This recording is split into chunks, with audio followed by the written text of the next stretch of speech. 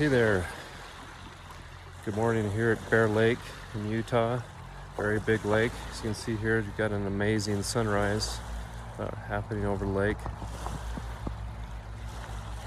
It's hard to capture the beauty here, but it is amazing, truly. We're spending a few days here.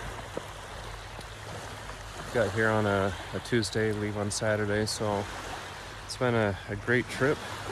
It's a huge lake. I've been around the lake a number of times myself on a road bike, a bicycle. So it's almost exactly 50 miles and pretty flat, some rolling hills. So it's a challenge, but very worthwhile. This got me to thinking. There's many things we do in life that are very temporary, like vacations. Vacations, unfortunately, or fortunately, eventually do end. You can't be on vacation your whole life. You got to go back to work. So, I don't know if you've ever experienced kind of a letdown. Wow, I have to show you that. Kind of a letdown after a vacation. You know that the real world's waiting for you after the week or so. And so in these times, what brings you the greatest happiness, peace, and fulfillment? Is it vacations?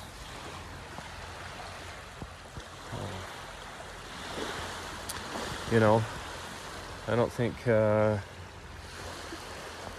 that's the source of the greatest happiness we can have. I was reading in the Book of Mormon. There's Book of Mormon scripture, 2 Nephi chapter 9.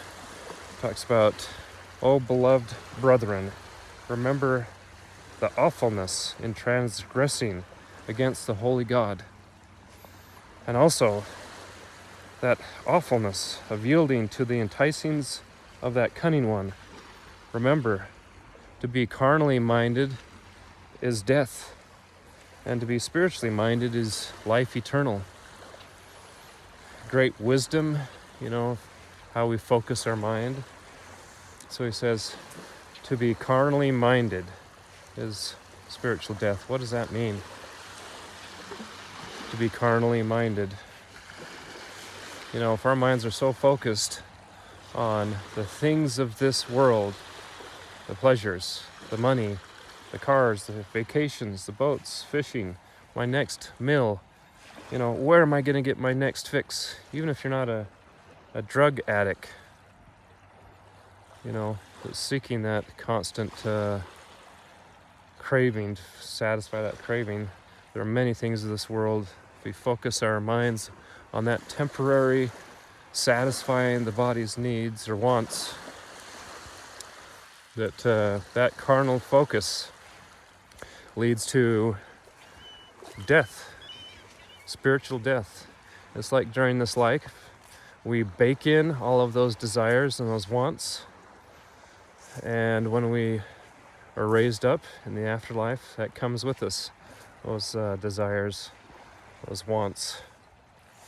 So as opposed to that, we have to focus on the things of the Spirit that give fulfillment, peace and joy and happiness. It's almost like the Lord has given us a splitter for a hose bib. There's two parts to it. We've got, let me give you an example. So this last summer, very hot in southern Utah, and so there was one hose bib in the backyard and two needs. Occasionally I want to water my garden, and to keep the pool reasonably cold, we would put kind of a little sprinkler on the pool, sprinkling on top of the pool to kind of keep the temperature down a little bit, bringing in that fresh water that was much cooler. And so how do you water two things at the same time? You can't. It's hard. You've got to have like a little splitter. So it's almost like the Lord's given us this splitter and told us, we got to keep the one side closed at all times. The problem is most people feel like they want to use the spiritual side but keep the physical open, at least a trickle. You gotta have something. But any amount of this carnality leads to death. That's just how it is. So what do we do to become more spiritually minded? Number one, it starts with our thoughts. We have to watch every single one of our thoughts, every minute of every day, every second, kind of monitoring, controlling the thoughts come into our heads. We can't always determine what those thoughts are. Sometimes they come from outside forces, but we can control how long they stay and the direction of where those thoughts are headed. For many, many years, I felt like it's like I set up a corral for my thoughts. As long as I keep my thoughts in this perimeter, this area, keep the horses at bay, keep them inside the fenced area, we would be good. Occasionally they have a few that jump outside of those borders and you gotta reset things. I don't think that's the best way. I think the best way is to use your thoughts, have them serve you, have them ascend the mountain of the Lord, have them help you in fulfilling the purposes that God has given you and the things that you can do daily to help Him in His cause that bring lasting peace and happiness and joy. So how do we become more spiritually minded? Of course, your thoughts. Taking on His name, taking on His character, His attributes, making a model of how you think He would act in all situations. Clean up yourself, make yourself a worthy vessel. And then number two, you can be a better instrument in helping others advance in the cause of becoming more like Him. We need to become a reflection. You see Him, you see a smaller scaled version of Him and all those who follow Him.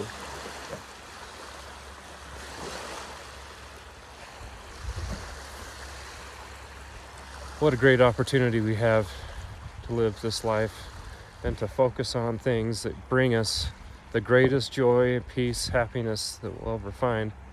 And we find that by becoming the best version of ourselves, modeling ourselves after Him,